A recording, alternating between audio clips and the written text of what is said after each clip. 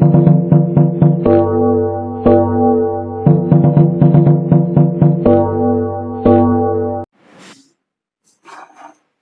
Students, कैसे हैं आप सब? बढ़िया। और आई थिंक बहुत बढ़िया होंगे आज आप। और वेलकम टू कैमवेदा। कुछ बच्चों को आज थोड़ी सी हंसी भी आई होगी कि सर तो बिल्कुल साफ हो के आ गए आज। भाई क्या करें, कभी कभी कुछ चेंज करना भी जरूरी होता है। तो आज मैंने ये नया चेंज करके देखा। कुछ बच्चे कहेंगे सर अच्छा लग रहा है, कुछ कहेंगे सर अच्छा नहीं लग रहा है, बट थोड़ा लाइफ में चेंज चलते रहना चाहिए ना। तो वही मैंने ट्राई किया आज कि कुछ चेंज करके लाता हूँ, कुछ नया दिखाता हूँ बच्चों को। कुछ मुझे भी अच्छा फील हो रहा है आज, हल्का हल्का फील हो रहा है। कुछ गर्मी कम लग रही है, आई थिंक गर्मी कम लगे, तो इसलिए मैंने थोड़ा सा ट्राई किया। कोई बात नहीं, घर की खेती है, दोबारा फिर आ जाएगी। अगर रखना चाहूंगा तो, नहीं रखना चाहूंगा तो नहीं रखना चाहूंगा। ठीक है, ओके। तो चलिए आज हम टॉपिक जो स्टार्ट कर रहे हैं भाई, बहुत ही इंपॉर्टेंट टॉपिक है। और इसमें से आपको कंपटीशन एग्जाम के अंदर और बोर्ड के अंदर, क्लास एग्जाम के अंदर, दोनों में ही आपको इससे न्यूमेरिकल मिलते हैं। वैसे तो इसका कोई ज्यादा यूजफुल नहीं है, बट जो आगे हमें पढ़ना है उसके लिए इसको पढ़ना बहुत ज्यादा जरूरी है। इसको समझेंगे, इसमें कुछ कमियां हमें मिलेगी, तभी हम आगे जाके जो है नेक्स्ट टॉपिक को अच्छे से पढ़ पाएंगे। तो आज का जो टॉपिक हमारा है उसका नाम मैं आपके सामने भी बोलने वाला हूँ, लिखने भी वाला हूँ। और उसका नाम जो हमारे पास है, जो बहुत इंपॉर्टेंट टॉपिक आज का है, वो हमारा है बोहर मॉडल। दो मॉडल हम पहले ही बोल चुके हैं कि हम पढ़ चुके हैं उनको, थॉमसन मॉडल और रदरफोर्ड मॉडल को। उसके बारे में कुछ ज्यादा हमने पढ़ा नहीं, क्योंकि कोई फायदा भी नहीं है पढ़ने का। बट बोहर मॉडल को पढ़ने का हमारे पास बहुत फायदा है। तो आज मैं कोशिश करूंगा कि आपका बोहर मॉडल कंप्लीट हो जाए, या जितना भी हो सकता है उतना कोशिश करेंगे हो जाए। और उसके बाद फिर नेक्स्ट हम टॉपिक पे आएंगे, जो बहुत इंपॉर्टेंट टॉपिक है। बिल्कुल नए टॉपिक आ जाएंगे। यहां तक का आपने सुना हुआ है सबने, बोहर मॉडल वगैरह सब आपने सुना हुआ है, बट कुछ शायद साफ हो गया होगा, कुछ अच्छे से नहीं पढ़ा होगा। अब मैं इसको अच्छे से पढ़ाऊंगा। ओके, तो आज हम स्टार्ट करेंगे बोहर मॉडल के बारे में। बोहर मॉडल को समझने से पहले एक बात मैं आपको बता दूं पहले ही, कि ये मॉडल सिर्फ अप्लाई हो पाया था हाइड्रोजन एटम के लिए या हाइड्रोजन जैसे एटम के लिए।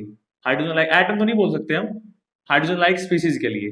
ठीक है, ये मैं आपको पहले भी बता चुका हूं वीडियो में कि हाइड्रोजन लाइक स्पीसीज क्या थी। जिनके पास एक ही इलेक्ट्रॉन हो, जैसे हाइड्रोजन के पास होता है, उनको हाइड्रोजन लाइक स्पीसीज बोलते हैं। तो ये मैं आपको पहले क्लियर कर रहा हूं कि भाई बोहर मॉडल जो था वो हमारा सिर्फ हाइड्रोजन एटम पर और उसकी जैसी स्पीसीज पर ही अप्लाई हो पाया। जो दूसरे एटम थे हमारे, उन पर अप्लाई नहीं हो पाया। एक तरीके से हम बोल सकते हैं कि ये बोहर मॉडल की लिमिटेशन है कि ये सिंगल इलेक्ट्रॉन स्पीसीज पर ही अप्लाई हो सका। मल्टी इलेक्ट्रॉन स्पीसीज पर बोहर मॉडल जब हम अप्लाई करना शुरू किया हमने, या कोशिश की हमने, तो वैसे रिजल्ट नहीं आए जैसे रिजल्ट हमने एक्सपेक्ट किए थे। ओके, तो फिर भी समझते हैं, क्योंकि इसी मॉडल से आगे फिर हम आगे और दूसरे मॉडल्स को समझ आए। बहुत सी अच्छी बातें बताई हमें, जिसको हम थोड़ा सा मॉडिफाई करके नए मॉडल में ला सके, और फिर उससे हम एटम का एक्चुअल मॉडल जो है बना सके। ठीक है, तो सबसे पहला और सबसे इंपॉर्टेंट पॉइंट जो उसने आपसे कहा, वो रदरफोर्ड ने भी कहा था, बट रदरफोर्ड के टाइम पे क्योंकि न्यूट्रॉन प्रेजेंट नहीं थे, तो इसने साथ में न्यूट्रॉन को भी इंक्लूड किया। इसने आपसे वही बात की कि एटम के सेंटर में क्या होता है। एटम के सेंटर में होता है न्यूक्लियस, और न्यूक्लियस में दो चीजें होती हैं, प्रोटॉन और न्यूट्रॉन। इसने आपसे ये कहा कि किसी भी एटम के सेंटर में न्यूक्लियस होगा, और उस न्यूक्लियस के सेंटर में अंदर क्या होंगे, उस न्यूक्लियस किससे बना होगा, वो प्रोटॉन और न्यूट्रॉन से मिलकर बना होगा। ओके, जो पार्टिकल न्यूक्लियस के अंदर होते हैं भाई, उनको न्यूक्लियॉन बोलते हैं। ये वर्ड मैं आपको पहले क्लियर कर दूं, जो पार्टिकल्स आपके न्यूक्लियस के अंदर पाए जाते हैं उनको न्यूक्लियॉन्स बोलते हैं। तो प्रोटॉन्स भी न्यूक्लियॉन्स में आते हैं और न्यूट्रॉन भी आपके न्यूक्लियॉन्स में आते हैं। तो ये आपका सबसे पहला पॉइंट था कि जो एटम का सेंटर है उसमें क्या प्रेजेंट है, न्यूक्लियस प्रेजेंट है। और न्यूक्लियस में क्या चीजें होती है, न्यूक्लियस में दो चीजें होती है, प्रोटॉन और न्यूट्रॉन। क्लियर हो गया यहां तक? ओके, उसके बाद सेकंड उसने क्या कहा, सेकंड उसने ये कहा कि इस न्यूक्लियस के अराउंड, इस न्यूक्लियस के अराउंड क्या कर रहे हैं, इलेक्ट्रॉन रिवॉल्व कर रहे हैं। इलेक्ट्रॉन क्या कर रहे हैं, रिवॉल्व कर रहे हैं। ठीक है, इलेक्ट्रॉन रिवॉल्व कर रहे हैं। और उसने साथ में एक बात ये भी कही कि रिवॉल्व कर रहे हैं on a fixed circular path. ठीक है, रदरफोर्ड ने भी ये कहा था कि इलेक्ट्रॉन घूम रहे हैं, लेकिन उसने ये नहीं कहा था कि वो एक फिक्स सर्कुलर पाथ पर घूम रहे हैं। जैसे हमारे प्लेनेट है, अब हमारे प्लेनेट जो है सन के अराउंड घूम रहे हैं, और सभी प्लेनेट का पाथ फिक्स है। जैसे हमारे अर्थ का पाथ फिक्स है, मार्स का पाथ फिक्स है, सैटर्न का पाथ फिक्स है, सबके पाथ फिक्स है। सर्कुलर पाथ है ना, नॉर्मली सर्कुलर पाथ ही मान के चलते हैं। वैसे यहाँ पर कह रहा है कि इलेक्ट्रॉन जो हमारे हैं वो ऑर्बिट न्यूक्लियस के चारों तरफ जो है एक सर्कुलर पाथ पर घूमते हैं, वो फिक्स होता है। रदरफोर्ड ने कहा था कि सिर्फ इलेक्ट्रॉन रिवॉल्व कर रहे हैं, उसने ऐसा कुछ नहीं कहा कि फिक्स सर्कुलर पाथ पे होते हैं। ठीक है, अब देखिए इलेक्ट्रॉन पे चार्ज कैसा है, नेगेटिव, और न्यूक्लियस पर चार्ज कैसा है, पॉजिटिव। तो यहां से हम ये बोल सकते थे भाई पॉजिटिव जो है, ये जो इलेक्ट्रॉन आपका है नेगेटिव वाला, ये आपका इसकी तरफ अट्रैक्ट हो जाएगा। यही बात तो रदरफोर्ड एक्सप्लेन नहीं कर पाया था भाई, अगर घूम रहे हैं तो हो सकता है कि जो इलेक्ट्रॉन हमारा है वो न्यूक्लियस की तरफ अट्रैक्ट हो जाएगा, और अगर इलेक्ट्रॉन की तरफ अट्रैक्ट हो गया तो एटम खत्म हो जाएगा भाई, चार्ज न्यूट्रल हो गया। तो बोहर ने उसकी क्या एक्सप्लेनेशन दी, बोहर ने उसकी एक्सप्लेनेशन ये दी कि जितना फोर्स ऑफ अट्रैक्शन यहां से लगता है न्यूक्लियस की तरफ से, जितना फोर्स ऑफ अट्रैक्शन इलेक्ट्रॉन की तरफ लगता है, उतना ही फोर्स इलेक्ट्रॉन घूमते घूमते प्रोड्यूस करती है, और उस फोर्स को जो इलेक्ट्रॉन घूमने की वजह से प्रोड्यूस कर रही है उसको बोलते हैं सेंट्रीफ्यूगल फोर्स। क्या बोलते हैं? Centrifugal force. तो होता क्या है, होता यह है कि जो फोर्स ऑफ अट्रैक्शन लग रहा है उस फोर्स ऑफ अट्रैक्शन को बैलेंस कौन कर लेता है? घूमने वाला फोर्स। तो उस वजह से इलेक्ट्रॉन जो हमारे हैं वो न्यूक्लियस की तरफ अट्रैक्ट नहीं हो पाते। तो इसने आपको बहुत अच्छी बात कही कि भाई इलेक्ट्रॉन न्यूक्लियस की तरफ अट्रैक्ट क्यों नहीं हो रहे हैं, क्योंकि जो फोर्स ऑफ अट्रैक्शन हमारा लग रहा है न्यूक्लियस की तरफ से, वो हमारा बैलेंस कर दिया जाता है किसके द्वारा? सेंट्रीफ्यूगल फोर्स के द्वारा बराबर कर दिया जाता है। ठीक है, ये सेकंड पॉइंट हो गया आपका, समझ में आ गया? याद क्लियर हो गया कि जो सर्कुलर पाथ पे घूमते हैं और सर्कुलर पाथ पर घूमने वाले इलेक्ट्रॉन न्यूक्लियस की तरफ क्यों नहीं गिरते हैं? क्योंकि फोर्स ऑफ अट्रैक्शन जो हमारा है उसको बैलेंस कर देता है इलेक्ट्रॉन का प्रोड्यूस किया हुआ सेंट्रीफ्यूगल फोर्स। समझ में आ गई बात? तो ये हमारे दो पॉइंट्स हो गए मेन मेन से। अभी हमारे पास और भी पॉइंट बचे हुए हैं जो हम करेंगे डिस्कस अभी। ठीक है, बढ़िया टॉपिक है भाई, अच्छा टॉपिक है। इसके बाद चैप्टर बहुत अच्छा हो जाएगा धीरे धीरे आपका, और आपको सेकंड चैप्टर समझ में आ गया तो आपको नॉर्मली आगे केमिस्ट्री और भी इजी लगने लग जाएगी। ठीक है, देखिए उसके बाद उसने आपसे क्या कहा, कह रहा है कि किसी भी एटम में ये न्यूक्लियस है, किसी भी एटम में infinite number of fix path हो सकते हैं भाई, infinite number of fix path हो सकते हैं किसी भी एटम में, हमें नहीं पता कितने इनफाइनाइट नंबर ऑफ पाथ हो सकते हैं, लेकिन इलेक्ट्रॉन सिर्फ उसी पाथ पर घूमेंगे, या तो इस पर या इस पर या इस पर, इलेक्ट्रॉन सिर्फ उसी पाथ पर घूमेंगे जिस पाथ का जो एंगुलर मोमेंटम है, जिस पाथ का जो एंगुलर मोमेंटम है वो इंटीग्रल मल्टीपल होगा h/2π के, जिसकी वैल्यू यहां आती हो, इसके इक्वल आती हो, जहां पर n क्या होगा हमारा 1 2 3 एंड सो ऑन। तो सिर्फ उन्हीं ऑर्बिट में या उन्हीं फिक्स पाथ में, ऑर्बिट वर्ड में क्यों बोल रहा हूं बताऊंगा, उन्हीं फिक्स पाथ पर आपका इलेक्ट्रॉन सिर्फ घूम सकता है जिस पाथ का एंगुलर मोमेंटम क्या होता है? mvr, where v is the velocity of the particle, जहां पे हमारा इलेक्ट्रॉन है, and r is the radius of the path, nucleus से लेके ये वाली जो डिस्टेंस है इट इज द रेडियस। ठीक है, and m is the mass of electron. तो ये जो एंगुलर मोमेंटम हमारा आएगा, इस एंगुलर मोमेंटम की वैल्यू अगर इंटीग्रल में आती है और किसके मल्टीपल में आती है? h/2π के, तो सिर्फ उन्हीं पाथ पर हमारा इलेक्ट्रॉन जो है वो रिवॉल्व करेगा, चाहे कितने ही पाथ क्यों ना हो। ठीक है, यानी जिसकी वैल्यू h/2π होगी, 2h/2π होगी, 3h/2π होगी, 4h/2π होगी, सिर्फ उन्हीं फिक्स पाथ पर हमारा जो इलेक्ट्रॉन है वो घूम सकता है। ये बात समझ में आ गई? तो ये आपका थर्ड पॉइंट था, क्लियर हो गया? हमें पोस्टुलेट्स नहीं याद करने हैं भाई, हमें समझने हैं। ठीक है, हमें समझ रहे हैं पोस्टुलेट, कोई आपसे पेपर में पोस्टुलेट नहीं पूछता है कि क्या पोस्टुलेट्स उसने दिए थे। ठीक है, अच्छा ये समझ में आ गया थर्ड पॉइंट आपका। फोर्थ पॉइंट, उसने आपसे ये कहा कि जो फिक्स पाथ हमारा है, जो हमारा फिक्स पाथ है, जैसे ये हमारा पहला फिक्स पाथ होगा, इस पे इलेक्ट्रॉन घूम रहा होगा, या इस पे इलेक्ट्रॉन घूम रहा होगा, या इसके अराउंड इलेक्ट्रॉन घूम रहा होगा, जैसे सन है तो ये प्लैनेट्स हो गए ना इस तरह से। तो उसने कहा कि हर एक पाथ की ईच फिक्स्ड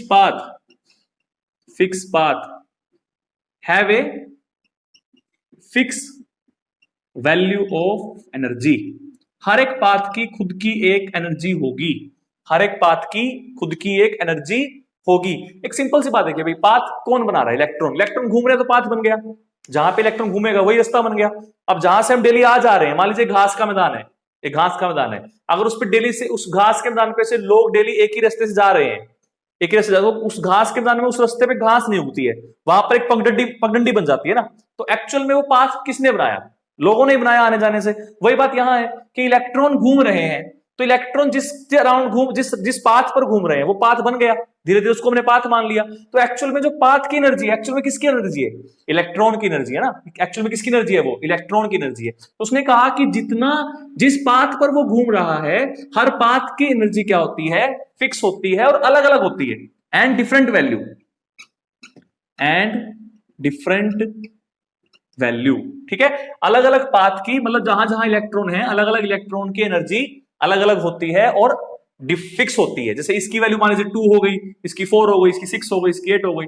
वो तो डिपेंड करता है, बाद में बताऊंगा आपको मैं कि हर एक पाथ की क्या होती है वैल्यू, फिक्स वैल्यू एनर्जी होती है और डिफरेंट वैल्यू होती है। ठीक है, जितना हम न्यूक्लियस से दूर जाते जाएंगे, जितना हम न्यूक्लियस से दूर जाते जाएंगे, उतनी पाथ की एनर्जी बढ़ती जाएगी।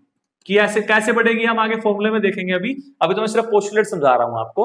उसने आपसे दो बातें कही, एक कि हर एक पाथ की एनर्जी क्या होगी? फिक्स होगी, और दूसरे पाथ से डिफरेंट होगी। दूसरा उसने क्या कहा कि जितना हम न्यूक्लियस से दूर होते जाएंगे, उतना उस पाथ की एनर्जी क्या है? इंक्रीज करती जाएगी। समझ में आ गया? उस पाथ को हमने नाम क्या दिया? उस पाथ को हमने नाम क्या दिया? उस पाथ को हमने नाम दे दिया भाई, क्या नाम दे दिया? उस पाथ को हमने नाम दे दिया भाई ऑर्बिट। उस फिक्स पाथ को हमने नाम क्या दिया? फिक्स पाथ को हमने नाम क्या दिया? ऑर्बिट नाम दे दिया। क्या नाम दे दिया? ऑर्बिट। ठीक है, समझ में आ गई ये वाली बात? या इसी को क्या नाम दिया गया? Energy shell. क्या नाम दिया गया इसी को? Energy shell. मतलब हर एक शेल की परत होता है ना, शेल परत, जैसे बीच में न्यूक्लियस है, उसके ऊपर एक परत ऑर्बिट की, फिर एक और, फिर एक और, फिर एक और, फिर एक और। ठीक है, तो हर एक शेल की एनर्जी जो है वो अलग अलग होती है, इसलिए उसको नाम दिया गया एनर्जी शेल, या उसको नाम दिया गया ऑर्बिट। और ऑर्बिट को डिनोट किससे करते हैं? ऑर्बिट का नंबर करते हैं एन से डिनोट। किससे डिनोट करते हैं? एन से। फिर एन क्या है? एन आपका कहलाता है principal quantum number. Principal quantum number. हम ये भी बोल सकते हैं भाई कि हर एक पाथ की जो एनर्जी है वो क्वांटाइज्ड होती है। क्या होती है? क्वांटाइज्ड। क्वांटाइज का क्या मतलब है आपका? क्वांटाइज का मतलब यही है कि हर एक की एनर्जी जो होती है वो अलग अलग होती है, डिस्टिंक्ट। तो डिस्टिंक्ट वर्ड के लिए यूज करते हैं क्वांटाइज्ड। ठीक है, तो हर एक ऑर्बिट की जो एनर्जी होती है वो फिक्स होती है, अलग अलग होती है सबकी, और क्वांटाइज होती है, डिस्टिंक्ट होती है। ठीक है, उसको नाम क्या दिया गया? ऑर्बिट या एनर्जी शेल। यहां तक क्लियर हो गई बात? समझ में आ गया कंसेप्ट यहां तक का? ये पॉइंट समझ में आ गया आपको पाथ को क्या कहेंगे? चलिए जी, उसके बाद जिस पाथ पर इलेक्ट्रॉन है, जिस पाथ पर इलेक्ट्रॉन है, खुद का जो घर है उसका, जिस रास्ते पर डेली घूम रहा है, उसको बोलते हैं भाई ग्राउंड स्टेट। क्या बोलते हैं? Ground state. ये इलेक्ट्रॉन का घर होता है, होम ऑफ इलेक्ट्रॉन। इसमें इलेक्ट्रॉन रहना पसंद करता है, ये इसका खुद का घर है। यहाँ इलेक्ट्रॉन खुद, जैसे अर्थ है, अर्थ का खुद का एक पाथ है ना, उस पर घूमती रहती है, तो वो क्या है? उसकी ग्राउंड स्टेट है। तो ऐसी कोई इलेक्ट्रॉन अगर घूम रहा है अपने पाथ पर, तो वो क्या कहलाता है? उसका घर कहलाता है, उसकी ग्राउंड स्टेट कहलाती है। ठीक है, जमीन पर है वो, अपने ग्राउंड स्टेट में है। लेकिन अगर वो अपना घर छोड़ के किसी दूसरे के घर में घूमना शुरू कर दे, अपना घर छोड़ के किसी दूसरे के घर में घूमना शुरू कर दे, तो हम कहते हैं कि भाई वो तो एक्साइट हो गया। मतलब वो कौन सी स्टेट में होता है? एक्साइटेड स्टेट में होता है। ये उसके पड़ोसियों का घर होता है भाई, नेबर हाउस। ठीक है, नेबर्स होम। तो यहां चला जाएगा वो। ठीक है, अपने घर को छोड़ के अगर पड़ोसी घर में जा रहा है, तो मतलब वो क्या हो रहा है? एक्साइटेड स्टेट में आ रहा है। तो ये पॉइंट समझ में आ गया? ये उसने बताया आपको कि इलेक्ट्रॉन जब भी अपने खुद के ऑर्बिट में घूम रहा है तो उसको हम ग्राउंड स्टेट कहेंगे, लेकिन अगर अपने ऑर्बिट को छोड़ के वो किसी और दूसरे ऑर्बिट में चला जाता है तो उसको हम उसकी एक्साइटेड स्टेट कहेंगे। यहां तक बात समझ में आ गई? चलिए जी, इसके बाद नेक्स्ट हमारे पास क्या हो सकता है? देखिए, अब नॉर्मल सी बात देखिए, आप बहुत बहुत बढ़िया कंसेप्ट है ये समझने के लिए। उन ऑर्बिट्स को उसने डिनोट किससे किया? तो एन की वैल्यू से किया, 1 2 3 4, first orbit, second orbit, third orbit, fourth orbit. या फिर हम किससे डिनोट करते थे? लोअर क्लासेस में पढ़ते थे हम, के शेल बोलते थे, L M N and so on. ठीक है, अभी तक जो एटम्स हमें डिस्कवर करे उसमें हमें 7 शेल मिले हैं, 7 शेल मिले हैं, K L M N O P Q. But और भी शेल भी मिल सकते हैं, अगर और एलिमेंट्स मिलेंगे तो और शेल मिल जाएंगे। बट फिलहाल तक हमें जितने आइटम्स हमारे पास अवेलेबल है, एलिमेंट्स हमारे पास अवेलेबल है, उसमें 7 शेल तक ही हम कर पाए हैं। ठीक है, कि 7 में इलेक्ट्रॉन तो होते हैं, 7 के बाद आगे भी होते हैं बट वो खाली होते हैं। ठीक है, अच्छा, ये बात समझ में आ गई यहां तक की? चलिए जी, एक पॉइंट और आपको बताते हैं। अब सिंपल सी बात आप ये देखिए, मान लीजिए ये कोई इलेक्ट्रॉन है, ये हम स्पेक्ट्रम में भी करके आए हैं कि ये आपका इलेक्ट्रॉन है, यहाँ पे ये उसकी ग्राउंड स्टेट है, ठीक है, ये क्या है, उसकी ग्राउंड स्टेट है। और ये दूसरा ऑर्बिट है भाई, ये तीसरा ऑर्बिट है, ये चौथा ऑर्बिट है, ऐसे ऑर्बिट है। इसको मैं स्टेट दिखा रहा हूँ, वरना हम इसको गोल भी दिखा सकते, ऐसे भी कर सकते थे, फर्स्ट ऑर्बिट, ये सेकंड ऑर्बिट, ये थर्ड ऑर्बिट, ये फोर्थ ऑर्बिट। तो ये ऐसे है, एनर्जी वाइज है। तो इसकी एनर्जी ग्राउंड स्टेट में है, तो ये एन की वैल्यू यहाँ कितनी मान ली हमने, 1 मान ली, तो ये कितनी हो जाएगी 2, ये कितनी हो जाएगी 3, ये कितनी हो जाएगी 4। ठीक है, अब अगर इसकी एनर्जी देखो, ये सबसे न्यूक्लियस के पास है, ये न्यूक्लियस है सबसे पास है ना, तो इसकी एनर्जी सबसे कम होगी। अब इसको अगर इसमें जाना है, अगर इसको इसमें जाना है, यहां ट्रांजिशन करना है, तो जो ये एनर्जी का गैप है, मान लीजिए इसकी एनर्जी E2 है और इसकी एनर्जी कितनी है, E1 है। ठीक है, तो जो ये एनर्जी का गैप है, जितना ये गैप होगा, अगर उसको उतनी एनर्जी मिल जाए इलेक्ट्रॉन को, जितना डिफरेंस है दोनों में, उतनी एनर्जी अगर इलेक्ट्रॉन को मिल जाए, तो वो कहां चला जाएगा, एक्साइटेड में। इसको अगर यहां जाना है तो और एनर्जी देनी पड़ेगी, यहां जाना है तो और एनर्जी देनी पड़ेगी। इसका मतलब दो ऑर्बिट्स के बीच का जो एनर्जी का डिफरेंस है, दो ऑर्बिट्स के बीच के एनर्जी का डिफरेंस है, वो किसके इक्वल होगा, जो एक्साइटेड स्टेट की एनर्जी है, मान लीजिए हम 2 कर रहे हैं या n कर रहे हैं, तो ये कर लीजिए चलिए पहले कि एक्साइटेड स्टेट की जो एनर्जी है, और जिस स्टेट से वो आया है, मतलब ग्राउंड स्टेट, हमारा ग्राउंड स्टेट 1 था, ऐसा कोई जरूरी नहीं है, कुछ भी हो सकता था। ठीक है, अब 1 से 3 पे भी जा सकता है, 1 से 4 पे भी जा सकता है, वो तो किसी भी शैल में जा सकता है, जितनी ज्यादा एनर्जी दे देंगे उतना ज्यादा ऊपर चला जाएगा, यही बात है ना। तो n कुछ भी हो सकता है, और ये 2 की जगह कुछ भी हो सकता था, लेकिन मैंने समझाने के लिए आपको यहाँ पर 2 और 1 लिखा है। ठीक है, वो तो डिपेंड करता है कौन से शेल में जा रहा है, उसके हिसाब से हम यहाँ पे एनर्जी लिख देंगे। क्लियर हो गई बात। तो ये उसने पॉइंट आपको बताया कि जितना ऑर्बिट्स के बीच में एनर्जी में डिफरेंस होगा, अगर हम उसको उतनी एनर्जी दे देंगे इलेक्ट्रॉन को, तो वो एक्साइट होकर ऊपर वाले शेल में चला जाएगा। अब एक्साइटेड स्टेट में इलेक्ट्रॉन ज्यादा देर नहीं रह सकता भाई। आप अपने घर पे आके ही खुश होते हो, पड़ोसियों के घर में आप 1 घंटा 2 घंटा आधा घंटा ही रह सकते हो ना। वही बात यहां भी है कि इलेक्ट्रॉन अगर एक्साइटेड स्टेट में चला गया, तो एक्साइटेड स्टेट में वो ज्यादा देर तक नहीं टिक पाता है, बहुत बहुत कम सेकंड्स के लिए ही वो टिक पाता है, और वापिस वो वहीं आ जाता है जहां वो था, और जितनी एनर्जी उसने ली थी उतनी एनर्जी वो वापिस से छोड़ देता है। ठीक है, ये सब हम स्पेक्ट्रा में सीख चुके हैं, उससे हमें स्पेक्ट्रा मिलता है। तो ये एक पॉइंट था जो बोहर ने आपको अच्छे से एक्सप्लेन कर दिया था। तो आई थिंक आपको ये पॉइंट्स भी समझ में आ गया होगा कि अगर इलेक्ट्रॉन को ट्रांजिशन करना है, तो जितना एनर्जी का डिफरेंस है दो ऑर्बिट्स के बीच में, वो एनर्जी आपको देनी पड़ेगी, और तभी इलेक्ट्रॉन आपका ट्रांजिशन कर पाएगा। क्लियर हो गई। चलिए जी, यहां तक भी आपको समझ में आ गया होगा। ओके, अब एक नेक्स्ट टॉपिक करते हैं, और जो बहुत इंपॉर्टेंट टॉपिक है भाई, चाहूं तो मैं उसको डायरेक्ट भी करवा सकता हूं, बट मैं चाहता हूं कि उसको मैं थोड़ा डेरिवेशन करवा दूं, ताकि आपको थोड़ा सा समझ में आ जाए कि सर ने किया क्या है। ठीक है, चलिए जी, तो उसका डेरिवेशन हम करते हैं। देखिए, आपसे क्वेश्चन पूछ लेते हैं, रेडियस कितनी है ऑर्बिट की, किसी भी रेडियस ऑर्बिट की रेडियस ऑफ nth ऑर्बिट। ठीक है, किसी भी रेडियस ऑर्बिट की रेडियस पूछ लेते हैं। जैसे न्यूक्लियस है हमारा, तो ये फर्स्ट ऑर्बिट, ये सेकंड ऑर्बिट, ये थर्ड ऑर्बिट, तो यहाँ की रेडियस कितनी हो सकती है, यहाँ कितनी हो सकती है, यहाँ कितनी हो सकती है, वो सब आपसे पूछ सकते हैं। तो वो कैसे निकालेंगे, वही मैं आपको बताऊंगा। ठीक है, देखिए, फोर्स ऑफ अट्रैक्शन जो है वो क्या है, दो चार्ज पार्टिकल के बीच में है। मतलब कौन सा फोर्स लग रहा होगा उसमें, कुलाम फोर्स लग रहा होगा। कौन सा फोर्स लग रहा होगा, कुलाम फोर्स लग रहा होगा। ठीक है, तो कुलाम फोर्स का जो फॉर्मूला होता है, फिजिक्स में आप पढ़ते हो कुलाम फोर्स के बारे में, तो कुलाम फोर्स का जो फॉर्मूला होता है वो होता है Z E square by M R square, where Z is the charge, ठीक है, number of particle, E is the charge कितना है, और आर क्या है हमारा यहाँ पे डिस्टेंस है। ठीक है, तो आर स्क्वायर ले लिया, डिस्टेंस को स्क्वायर होता है ना।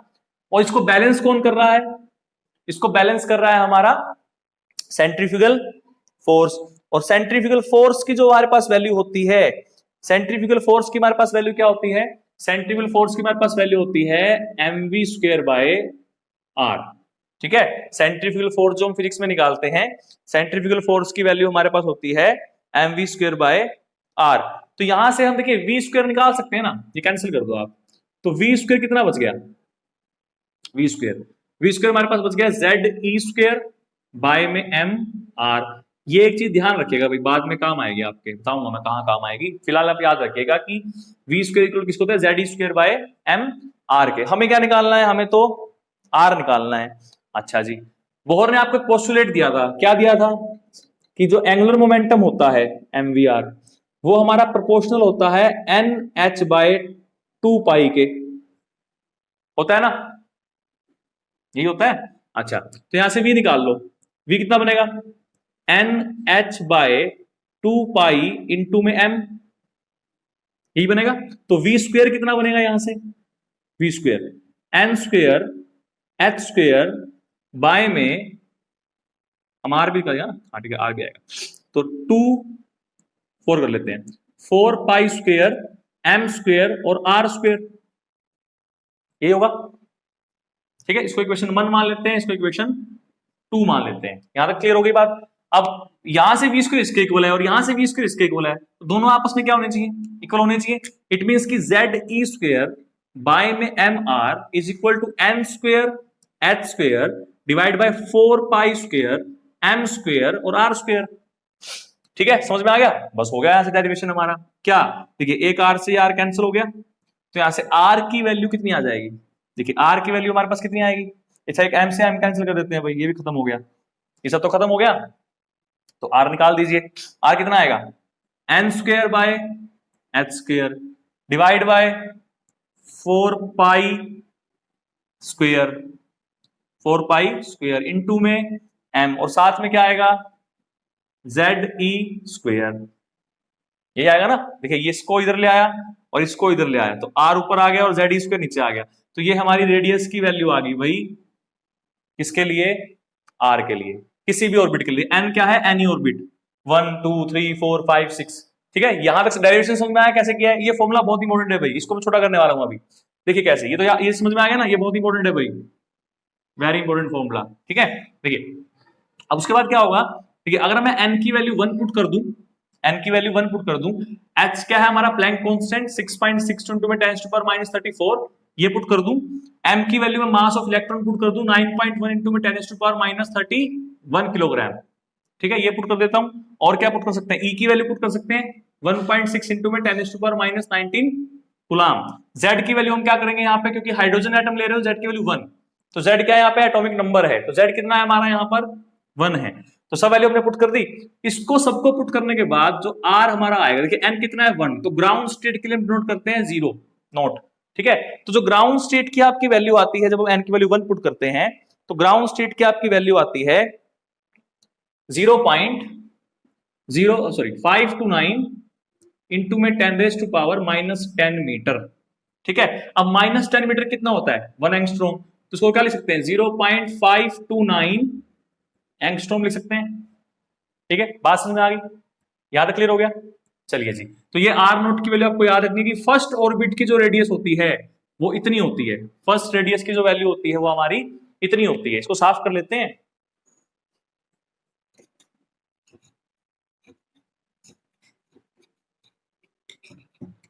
ठीक है, अब इसके अलावा इसी तरह आप सेकंड ऑर्बिट की निकाल सकते हो, सेकंड ऑर्बिट की निकाल दीजिए, थर्ड ऑर्बिट की निकाल दीजिए।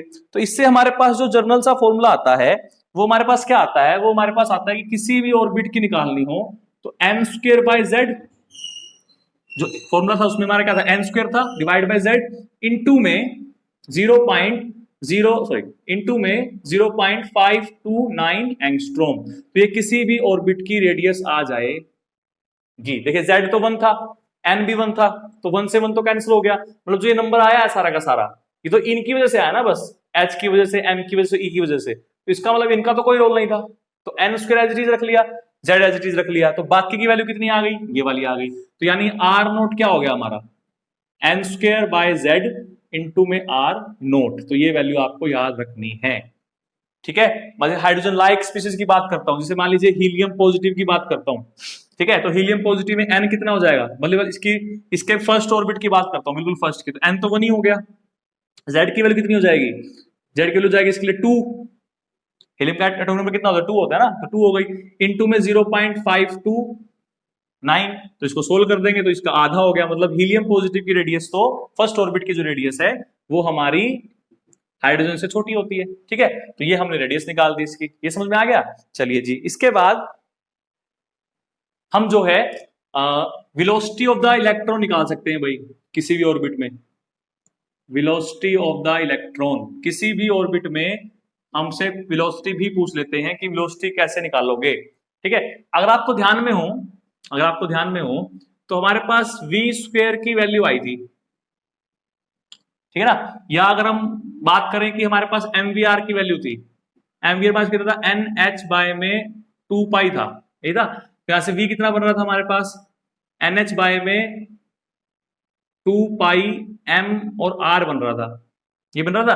अगर मैं अब आर की वैल्यू को पुट कर दूं, आर की वैल्यू कितनी थी हमारी, आर की वैल्यू थी N square H square divide by 4 pi square M Z E square, यही थी।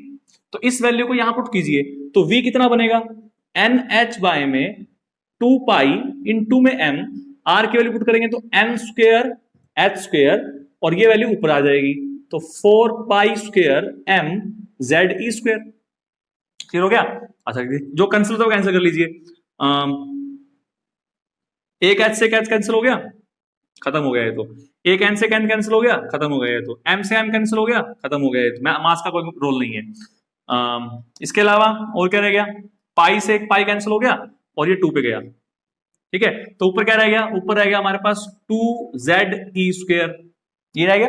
नीचे क्या रह गया हमारे पास, नीचे हमारे पास रह गया n और h, ठीक है। ऊपर से हमारे पास ये बचेगा ना 2 पाई रह गया, सॉरी ऊपर, ऊपर हमारे पास रह गया 2 पाई, ठीक है। तो 2 पाई z E square divide bye n और h, ये हमारे पास क्या आ गई, उसकी वेलोसिटी आ गई। तो ये वेलोसिटी का फॉर्मूला आ गया किसी भी इलेक्ट्रॉन के लिए। देखिए भाई, अब इसी फॉर्मूले के अंदर अगर मैं पाई की वैल्यू पुट कर दूं 3.14, ई की वैल्यू पुट कर दूं और एच की वैल्यू पुट कर दूं, ये सब पुट कर दूं, 2 तो हमारे पास है ही। इस सबको जब सोल्व करते तो जो v हमारे पास आता है, देखिए z बच गया, n बच गया, ये आएगा 2.188 इंटू में 10⁸8 सेंटीमीटर पर सेकेंड। तो यहां से भी आप वेलोसिटी जो है वो निकाल सकते हो। तो फर्स्ट ऑर्बिट में जो इलेक्ट्रॉन है उसकी वेलोसिटी कितनी आएगी, n की जगह 1 पुट कर दीजिए, z की जगह 1 पुट कर दीजिए। तो हाइड्रोजन एटम की अगर बात करें तो हाइड्रोजन एटम के लिए z1 है n1 है, तो सिर्फ ये वैल्यू आएगी। तो फर्स्ट ऑर्बिट में इलेक्ट्रॉन की वेलोसिटी कितनी होती है, 2.188 इंटू में 10⁸8 सेंटीमीटर पर सेकेंड होती है। तो ये आपका फॉर्मूला आ गया भाई वेलोसिटी का। समझ में आ गई बात, क्लियर हो गया। चलिए जी, तो एक फॉर्मूला हमने और कर लिया। अभी आपको एक चीज और बताते हैं इंपॉर्टेंट सी। एक सबसे इंपॉर्टेंट चीज हमारी है भाई, वो हमारी है किसी भी इलेक्ट्रॉन की एनर्जी पता होनी चाहिए। नॉर्मल सी बात है भाई, हमने पोस्टुलेट किया था कि हर एक फिक्स पाथ की एनर्जी अलग अलग होती है, और वो फिक्स पाथ किससे बना था, इलेक्ट्रॉन से। तो एक्चुअल में इलेक्ट्रॉन की एनर्जी होती है, तुम्हें वो एनर्जी इलेक्ट्रॉन की जो निकालनी है उसके लिए बोहर ने एक फॉर्मूला दिया जो हम सिर्फ अप्लाई कर सकते हैं किस पे, हाइड्रोजन एटम पे या हाइड्रोजन जैसी एटम पे। जितने भी मैंने फॉर्मूले बताए हैं आपको वो सारे सिर्फ हाइड्रोजन एटम पर या हाइड्रोजन लाइक स्पीसीज पर ही अप्लाई हो सकते हैं, उसके अलावा किसी और एटम पे अप्लाई हम नहीं कर सकते हैं, ये बात ध्यान रखिएगा, ठीक है। अच्छा देखिए, मान लेते हैं, लेट कर लेते हैं कि जो एनर्जी है इलेक्ट्रॉन की, एनर्जी ऑफ इलेक्ट्रॉन जो हमारे पास है टोटल, वो हमारे पास E है, ठीक है। अब ये जो एनर्जी इलेक्ट्रॉन की है, दो तरह की एनर्जी वो शो, किसी भी चीज के पास दो तरह की एनर्जी होती है, काइनेटिक एनर्जी वो मोशन के लिए है, और एक उसकी पोटेंशियल एनर्जी, ठीक है। तो जो E हमारे पास होगा एक्चुअल में वो इलेक्ट्रॉन की काइनेटिक एनर्जी प्लस उसकी पोटेंशियल एनर्जी के इक्वल होगा, ठीक है। इलेक्ट्रॉन की जो काइनेटिक एनर्जी होती है वो होती है हाफ mv स्क्वायर, हमने मान ली v उसकी वेलोसिटी है, m उसका मास है। और जो पोटेंशियल एनर्जी होती है भाई वो आपको याद रखनी पड़ेगी कि z e स्क्वायर बाय में r स्क्वायर होती है। तो ये उसकी क्या है, ये उसकी पोटेंशियल एनर्जी है, साथ में कोई कांस्टेंट होता है k, क्योंकि प्रोपोर्शनल होती है भाई, तो प्रोपोर्शनल उठाने के लिए कांस्टेंट आता है k। ये बात वहां भी अप्लाई कर सकते थे हम स्टार्टिंग में, जो मैंने आपको जो सेंट्रिफ्यूगल फोर्स लिखा था, बट वहां जरूरी नहीं है, यहां हमारा जरूरी है, ठीक है। तो के Z square by M R square. अब देखिए इसको हम आर के टर्म में ला सकते हैं किसी तरीके से, कैसे ला सकते हैं, देखिए मैंने आपको एक चीज बताई थी बिल्कुल स्टार्टिंग में, क्या बताई थी कि जो आपका सेंट्रिफ्यूगल फोर्स होता है M V square by R, वो इक्वल होता है K Z E square by R के, आर स्क्वायर के, यही होता है। तो यहां से ये कैंसिल हो गया, तो एम वी स्क्वायर की वैल्यू कितनी आ गई, एम वी स्क्वायर की वैल्यू, एम वी स्क्वायर की वैल्यू आपकी आ गई के Z E square by M are, यहां पुट करते हैं तो 1/2 के Z E square by M are minus के Z E square by M R square, ठीक है। ये समझ में आ गया, यहां तक क्लियर हो गया। अब जो कॉमन निकल रहा है वो कॉमन निकाल लीजिए। कॉमन क्या निकल रहा है हमारा 1/2, चलिए 1/2 अंदर रहेगा हमारा, या एक काम कर लीजिए आप कि इसमें आप आर की वैल्यू भी पुट कर लीजिए, ठीक है। अच्छा गड़बड़ होगी थोड़ी सी, ये स्क्वायर नहीं आएगा यहाँ पे, सिर्फ आर आएगा। ठीक है चलिए अब ठीक है। अब देखिए कंप्लीट में से ये कंप्लीट 1 है, इसमें से हाफ चला गया तो हाफ ही बचेगा, तो माइनस का के Z E square by M are बचेगा। अब हम आर की वैल्यू जो है वो पुट करेंगे, तो आर की वैल्यू कितनी थी हमारे पास, कितनी थी भाई, N square by H square 4 pi square M, ठीक है, जेड ई स्क्वायर। मुझे ये इतनी लंबी वैल्यू याद क्योंकि मैंने एक्सप्रेशन किया है, तभी मैंने आपको एक्सप्रेशन करवाया है। आप एक्सप्रेशन करोगे तो आपको ये आसानी से याद रहेगी। ठीक है अच्छा जी, तो पुट करिए वैल्यू, तो कितना आएगा देखिए पुटिंग, तो ई कितना बन जाएगा हमारे पास, माइनस का के जेड ई स्क्वायर, आर की जगह एन स्क्वायर एच स्क्वायर, ठीक है, इनटू में 4 pi square M Z E square, यही होगा। तो यहां से सोल्व करने पे वैल्यू कितनी बनती है देखिए, कहां कुछ कट रहा है क्या, नहीं कट रहा ना, ठीक है चलिए, तो नहीं कट रहा तो नहीं कट रहा, अच्छी बात है। तो यहां से बनता है क्या हमारे पास देखिए, के 4 पाई के जेड स्क्वायर ई की पावर 4 एम, ठीक है, divide by N square H square और यहां बाहर माइनस। ठीक है तो ये आपकी देखिए एनर्जी आ गई माइनस में, देखो एन स्क्वायर के इनवर्सली प्रोपोर्शनल है एनर्जी। अगर हम ध्यान से देखें तो ऊपर सारी क्वांटिटी हमारी लगभग कांस्टेंट सी है, जेड को छोड़ के, के कांस्टेंट है, पाई कांस्टेंट है, 4 कांस्टेंट है, ई कांस्टेंट है, एम कांस्टेंट है। तो यहां से हम क्या कह सकते हैं कि जो हमारी एनर्जी है that is proportional to minus of Z square by M N square, H भी कांस्टेंट है हमारा, तो Z square by M N square, it is expression. अब देखिए वैल्यू नेगेटिव है, जितना एन से दूर होते जाएंगे, जितना एन दूर होता जाएगा उतना ये वैल्यू छोटी हो जाएगी, और नेगेटिव में जितना छोटा नंबर होता है एक्चुअल में उतना ही बड़ा होता है। तो इसीलिए जितना हम न्यूक्लियस से दूर जाते हैं उतनी एनर्जी क्या होती है आपकी, बढ़ती जाती है। तो इसीलिए इसकी एनर्जी क्या कर रही है आपकी, इंक्रीज कर रही है। समझ में आ गया। तो ये इसका फॉर्मूला था एनर्जी का, लेकिन इसको प्रोपोर्शनल में बताया तो मैंने ऐसे बताया। थोड़ा सा इसमें और देखिए भाई, उसमें आप एक काम कर सकते हो, या तो आप उस के को हटा दीजिए, के को हटाओगे तो वो के का पंगा नहीं रहेगा आपका फिर। ठीक है नॉर्मली के को आप हटा दीजिए, उसमें कोई दिक्कत नहीं है, जहां जहां के उसको हटा दीजिए, बिना के का फॉर्मूला भी आपका ठीक रहेगा बिल्कुल से। वरना अगर आपको के रखना है तो वहां के स्केयर होगा भाई, क्योंकि फिर पीछे आर में भी हमें के लेके आना पड़ेगा, इसलिए के को आप बेशक हटा दीजिए। यहां हमने के रखा है, वहां हमने के नहीं रखा, तो इसलिए या तो आप दोनों जगह से के हटा दीजिए, ठीक है, उससे भी आपका फॉर्मूला ठीक हो जाएगा। तो वो के जहां जहां भी है वहां से के हटा दीजिएगा। अगर जेड हमारा 1 है, यानी हाइड्रोजन एटम है हमारा, और उसके लिए हम बाकी सभी वैल्यू पुट करते हैं एन को छोड़ के, तो हमारे पास जो है एनर्जी की वैल्यू आ जाएगी इलेक्ट्रॉन की, हाइड्रोजन एटम के लिए। तो एनर्जी की वैल्यू कितनी आती है, एक तो आती है आपकी 1312 bye M N square kilo joule पर मोल। अगर हम किलो जूल की टर्म में ले रहे हैं तो वो एनर्जी कितनी आती है आपकी, इतनी आती है। या फिर आपकी एनर्जी आ सकती है -13.6 by N square electron volt per atom. ठीक है, और जो आपका 1 इलेक्ट्रॉन वोल्ट होता है वो आपका 1 इलेक्ट्रॉन वोल्ट जो होता है वो 23.06 किलो कैलोरी पर मोल होता है। ठीक है, एक ये वैल्यू आपकी आ सकती है। इसके अलावा एक आपकी वैल्यू आ सकती है 313, और सारी माइनस में आएगी, 0.6 by N square kilocalorie per mole, तो ये यहीं से आई है। ठीक है, और एक बिल्कुल इंपॉर्टेंट वैल्यू आप यूज कर सकते हो कि वो वैल्यू आपकी है -21.79 बाय में एन स्क्वायर और इनटू में 10⁻⁻19 जूल पर एटम। तो ये कुछ वैल्यूज हैं जो आपको याद रखनी है एनर्जी के लिए। ठीक है, समझ में आ गया। तो ये कुछ वैल्यूज थी आपकी एनर्जी की इलेक्ट्रॉन के लिए। ठीक है, तो ये आपकी पहले ऑर्बिट की एनर्जी आ गई भाई। अगर हम यहाँ 1 पुट कर दे तो फर्स्ट ऑर्बिट की आ जाएगी, तो सेकंड की निकालनी हो, थर्ड की निकालनी हो, तो हम कैसे निकाल सकते हैं। अगर आपको किसी भी ऑर्बिट की एनर्जी निकालनी है तो उसका सिग्नल सा फॉर्मूला ये बनेगा, En is equal to E1 into M Z square by M N square. ठीक है, E1 की वैल्यू तो नेगेटिव में है ही, तो ये सारी वैल्यू अपने आप क्या हो जाएगी, नेगेटिव में हो जाएगी। यहाँ तक समझ में आ गया। आज हम इतना ही कर रहे हैं, ज्यादा लंबा लेक्चर हो जाएगा, वरना 1-2 टॉपिक और रहेगा इसके अंदर, फॉर्मूले ही रहेंगे मेनली, और कुछ न्यूमेरिकल्स हैं वो भी हम करेंगे नेक्स्ट वीडियो में। आज के लिए इतना काफी है, इसको समझिएगा अच्छे से, सारे फॉर्मूले को कीजिएगा अच्छे से याद, डेरिवेशन कीजिएगा उनके, ताकि आपको याद हो जाए वो। ठीक है, बाय करते हैं कल के वीडियो में, तब तक के लिए all the best, thank you.